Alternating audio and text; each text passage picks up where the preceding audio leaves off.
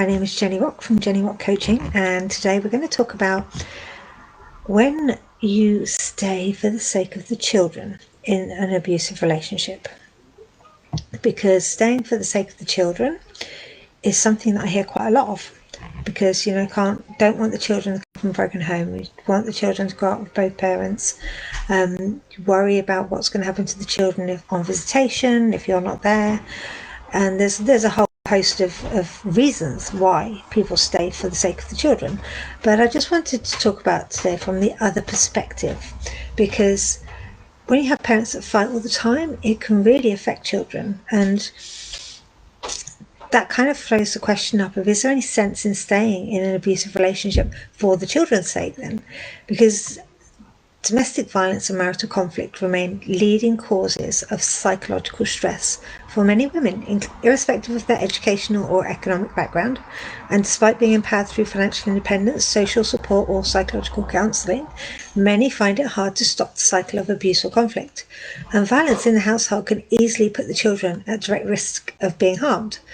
But if there is no threat to the children's safety, then women are more likely to remain in the abusive relationship. One of the main reasons cited is staying together for the children's sake. And are the children really benefiting from growing up in such an environment? So let's look at the psychological effects on children when they are exposed to excessive conflict or violence amongst their parents. So the first thing that happens is sleep difficulties, and that's because prolonged exposure to parental conflict leads to poor sleeping patterns in children, which in turn affects their growth, their performance in school, and that leads to a range of mental health difficulties. And not sleeping well may further expose them to nighttime arguments and violence which otherwise may have been hidden from them. So they might be staying awake later and they might hear things that you don't think they're hearing, but they're hearing it. And then we've got the impact on their academic performance, because even if their sleep is not affected, kids exposed to violence are likely to perform poorly in academics compared to their peers. Their concentration is poorer, and they are more likely to be preoccupied with the problems at home. Preoccupied parents are less likely to be able to optimally support children with their schoolwork. So if you are stressing and walking on eggshells trying to please your partner to avoid any flare-up of violence or discord in the home, you can't do that and be there for your child at the same time. It's impossible. And emotionally, exposure to violence and high conflict at an early age can lead to difficulty in regulating emotions.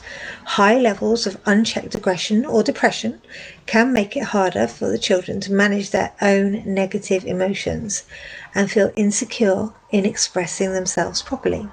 They may become anxious, either in childhood or as adults, and be unable to tolerate even lesser degrees of conflict in day-to-day life. And don't forget that when you are in these relationships, you are modeling to these children what healthy relationships look like. Do you really want them to grow up thinking that what you're showing them is a healthy relationship? Behavioral problems. Children raised in this environment tend to solve problems through violence and aggression because that's what they've learned at home. Their dysfunctional behaviour often plays out in playgrounds or schools and can lead to labelling the child as a problem child. Children may go on to become aggressive and or abusive adults, repeating that cycle all over again, which is why it's so important to break that cycle. Then we have early maturity and later maladjustment, because if the balance in a marriage is greatly tipped to one side, where one parent is the abuser and the other is a victim, the children can often feel compelled to protect the victim. They grow up fast, and their intention and their intervention may actually reduce the violence, giving the appearance of a favourable outcome, but the impact of this on the child is far from favourable. As adults, they may find it hard to separate from their parents for fear of the abuse returning if they're not around. Many specific disorders are linked to children who frequently feel that they have to intervene, such as eating disorders, phobia, and depression. And then we have depression as they grow older. So many parents are careful to avoid exposing their children to the conflict, but may continue to struggle quietly in an abusive marriage. Unfortunately, even hidden conflict has an impact on your child, and it raises their stress hormones because they sense it, they can pick it up. Long-term elevated stress can lead to depression in later life, and if one or more parent is heavily dependent on alcohol, as can often happen in a violent marriage, that is also strongly associated with depression in the offspring. Helplessness and guilt. So as the children grow up and realize that their parents are not the ideal adults that they had thought them to be, it can impact on their relationship with their parents. There is a higher chance for girls ending up in similar abusive marriages as their mothers and struggle similarly to get out of it, not having known any other way to respond to physical or verbal abuse.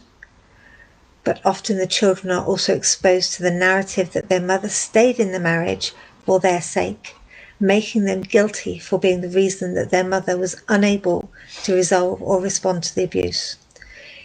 Even though women are more often than not the victims in abusive relationships, the above applies equally to men who are stuck at the receiving end. While it's not necessary to give a sanitized experience of growing up to our children, and seeing parents fight is a normal part of life, it's important that children also see their parents resolving the fights to a balanced outcome.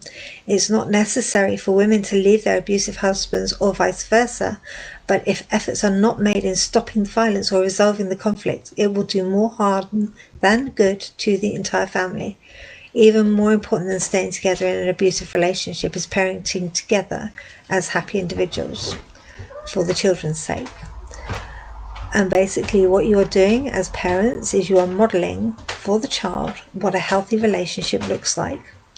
And when that child grows up, they will then continue that cycle, and they will either be the abuser or the abused. And unfortunately, that is how it is right now. However, we have the power to stop that from happening. We have the power to step away from the marriage, to remove the abuse. We have that power to walk away, and we have that power to change their future. And if you wish to change their future, then there comes to be some hard decisions now. And that's something that I can help you with. So if you want to talk to me about it, then please contact me on the website, which is www.jennyrockcoaching.com. Alternatively, you can contact me through the Facebook page, send me a message, send me a DM. You can contact me through the website as well. Any which way you choose to contact me, it's completely private.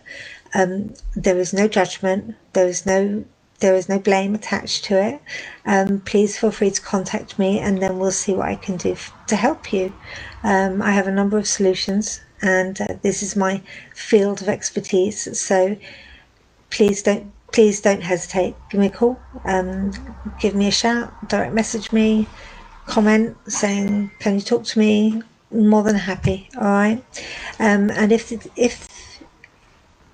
you're stuck in this situation for the sake of the children, I'm hoping that you understand that actually staying does more harm than good.